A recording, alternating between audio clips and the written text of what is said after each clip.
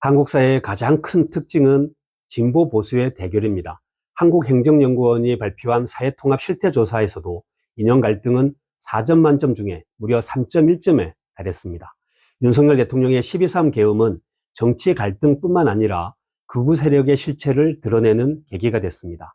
우파를 표방했던 국민의힘이 정광훈 목사가 이끄는 태극기 부대에 끌려다니는 현실을 우리는 지금 지켜보고 있습니다. 오늘은 누가 극우일까? 극우 세력은 얼마나 될까를 연구한 논문 한 편을 가지고 나왔습니다. 성균관대 좋은민주주의연구센터 황은정 연구원이 발표한 누가 한국의 극우인가? 한국 극우의 특징과 정치적 함의라는 제목입니다. 누가 스스로를 극우라고 생각하는지, 그리고 한국과 유럽 극우의 차이점은 무엇인지가 이 논문의 핵심 키워드입니다. 그동안 우리 사회에서 극우 세력은 반공을 기치로 활동하는 정치 세력, 특정 지역이나 여성을 공격하는 온라인 세력, 이승만과 박정희 정부를 추종하는 세력, 정광훈을 주축으로 한 개신교 세력으로 정의됐습니다. 연구진은 극우 집단을 더 세밀하게 들여다보기 위해서 2084명을 대상으로 온라인 설문조사를 진행을 했습니다. 진보를 나타내는 0부터 보수를 의미하는 10가지의 눈금 중에서 자신의 정치 이념이 어디에 속하는지 응답자들 스스로 선택하도록 했습니다. 이 중 8, 9, 10을 선택한 응답자 13%가 극우로 정의가 됐습니다. 흥미로운 대목은 민주주의를 바라보는 시각입니다. 스스로 극보수라고 생각하는 사람들은 상황에 따라서 독재가 민주주의보다 낫다거나 민주주의든 독재든 상관없다는 응답이 상대적으로 높았습니다. 탄핵 국면에서 발생한 서울 서부지법 폭력 사태 역시 민주주의가 중요하지 않다는 생각이 작동한 탓 아닌지 우려되는 대목입니다. 연구진이 내린 첫 번째 결론은 성별, 종교, 지역 같은 인구학적 요소와 극우 성향은 큰 관계가 없다는 점입니다. 2030 남성이나 영남, 개신교 집단에서 상대적으로 극우 성향이 높게 나타날 수는 있어도 유의미한 수준은 아니라는 것입니다. 가장 상관관계가 높았던 변수는 극우일수록 한미동맹을 강조했다는 점입니다. 태극기 부대 집회에서 성조기가 등장하는 이유를 여기서 찾을 수 있을 것 같습니다. 결론적으로 한 연구원은 미국에 대한 높은 호감도, 윤석열 대통령에게 투표, 국민의힘 지지, 국가보안법 폐지 반대, 민주주의가 최선은 아니라는 생각이 극우의 조건에 해당한다고 요약을 합니다. 정광훈 목사가 이끌었던 자유통일당이나 우리공화당 강령에도 반공과 한미동맹을 주요 가치로 여기면서 이승만, 박정희 군사정부를 계승한다는 내용이 포함되어 있습니다. 연구진은 한국 극우와 유럽 극우 사이의 차이점도 분석을 합니다. 일반적으로 보수와 진보를 가르는 기준은 평등 또는 분배를 얼마나 강조하느냐에 달려 있습니다.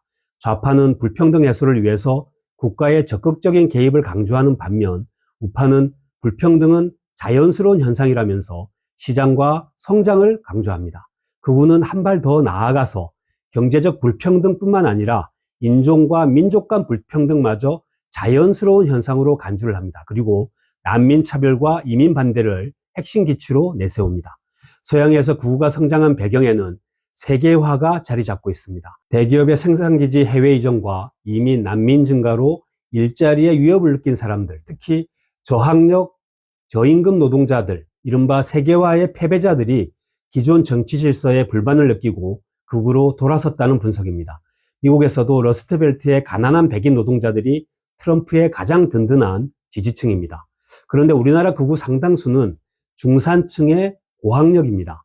태극기 집회 참가자의 절반 이상이 대졸 이상 학력의 월소득 400만 원 이상이었다는 설문조사가 2018년 나온 적이 있습니다. 결국 서양의 극우가 경제와 일자리 불안을 먹이로 성장했다면 국내 극우는 박근혜 대통령 탄핵 이슈를 바탕으로 세를 불렸다고 보는 것이 타당합니다. 또 다른 차이점은 유럽의 극우 세력이 난민을 적대시하는 경향이 강한 반면 우리나라는 여성, 이른바 종북 세력, 그리고 중국인을 희생양으로 삼는 특징을 보인다는 것입니다. 극우 세력은 이미 유럽과 미국에서 주류로 자리 잡았습니다. 프랑스의 국민전선, 이탈리아의 이탈리아 형제당, 독일의 독일을 위한 대한당은 이미 원내 1당 또는 2당으로 성장을 했습니다. 도널드 트럼프 미국 대통령을 극우로 평가하는 학자도 상당수입니다. 트럼프는 원래 우리가 가졌던 공장과 일자리를 누군가 빼앗아갔다. 망가진 세상을 되돌리는 데 방해가 된다면 누구든 무엇이든 공격할 수 있다고 협박을 합니다. 관세를 무기로 세계 무역 질서를 파괴할 수 있다는 식입니다. 피해의식, 그리고 그 피해를 주는 누군가에 대한 혐오가 극우의 기본입니다. 국내 극우 세력 역시 계엄과 탄핵 심판 국면에서 실체를 드러내면서 한국 정치의 주요 본수로 떠올랐습니다. 윤석열 대통령이 계엄은 정당하다는 담화를 발표하면서, 그리고 극우 유튜버들 주장을 옹호하면서 더 큰 영향을 미쳤습니다. 국민의힘 의원들마저 탄핵 반대 집회에 참석하는가 하면 계엄은 고뇌에 찬 결단이라는 주장까지 하면서 극우 세력의 존재감은 더 커졌습니다. 더 우려스러운 점도 있습니다. 앞으로 수십 년간 투표권을 행사해야 할 2030 청년 세대에게 극우를 경험하게 한 점, 그리고 극우의 영향력이 지속적으로 미칠 가능성이 높다는 점입니다. 성균관대 연구진은 언론 인터뷰에서 정치적 책임을 회피하고 민주적 절차에 저항하는 비민주적 정서가 확산한다면 더 강경한 극우 메시지를 내세우는 정치인, 정치 집단이 등장할 수 있다고 우려합니다. 유럽처럼 극우 정당이 집권하거나 미국처럼 극우 세력이 국회의사당에 난입하는 세상이 올 수도 있다는 것입니다. 극우가 불쌍할수록 합리적 진보, 건전한 보수는 힘을 잃게 되고 우리 사회는 더 심한 갈등에 휩싸일 수밖에 없습니다. 생각의 상자였습니다.